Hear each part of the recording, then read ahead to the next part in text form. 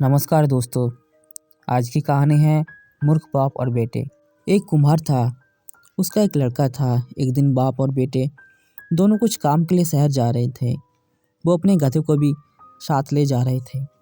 आगे बाप, बीच में गधा और पीछे बेटा, ऐसे वो लोग चल रहे थे। थोड़ा सा चलते ही गांव आ गया। गांव में कुछ बच्चे खेल रहे थे। उस बच्चे ने ये तीनों को जुलूस देखा। ये देखकर एक लड़का बोला, ये तो कोई मूर्ख लोग ही लग रहे हैं।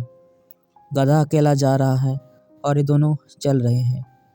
क्यों ये बाप अपने बेटे को इस गधे के ऊपर नहीं बिठाता? कुम्हार ने इस बच्चे की बात सुनी और उसने अपने बेटे को गधे के ऊपर बैठा दिया और वो लोग आगे चलने लगे। थोड़ा सा चलते ही दूसरा गांव आ गया। इस गांव में कुछ लोगों का झुंड था और सब मिलकर ये दोनों को देखकर बात कर रहे थे। वो लोग बोल रहे थे कि देखो कैसा कलयुग है। बेटा आराम से गधे के ऊपर बैठा है और बाप बेचारा चल रहा है। बेटे ने ये सुना और उसने बाप को गधे के ऊपर बैठा दिया और वो खुद चलने लगा। इस तरह चलते चलते कुछ देर बाद तीसरा गांव आ गया। इस गांव में कुछ महिलाएं कुएं में से पानी निकलकर पानी भर रही थी।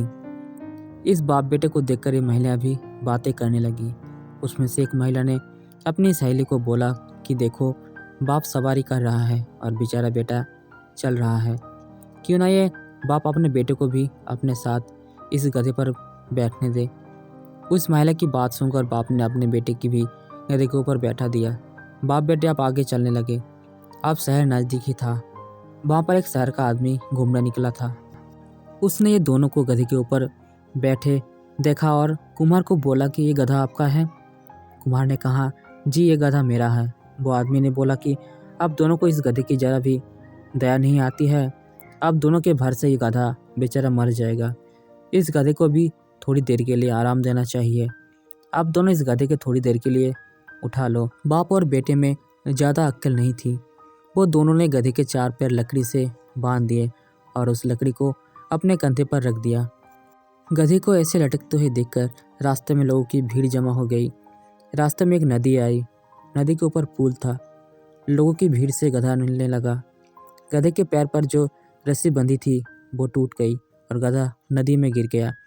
गधा नदी में डूब गया था। बाप ने बेटे को समझाते हुए बोला कि ये सब हमारे साथ लोगों की बुद्धि के हिसाब से चलने का कारण हुआ और हमने अपना गधा घुमा दिया। इस कहानी से हमें यही सीख मिलती है कि हमें सुनना सबका चाहिए, पर करना सिर्फ वही चाहिए जो हमें ठीक लगे। हमारी ज़िंदगी में भी ऐसा कई बार होता है कि हम दूसरों की सुनते हैं और फिर बाद में पछताते हैं। इसलिए हमारे लिए बेहतर यही होता है कि हम सबका सुने पर करें सिर्फ वही जो हमें अच्छा लगे।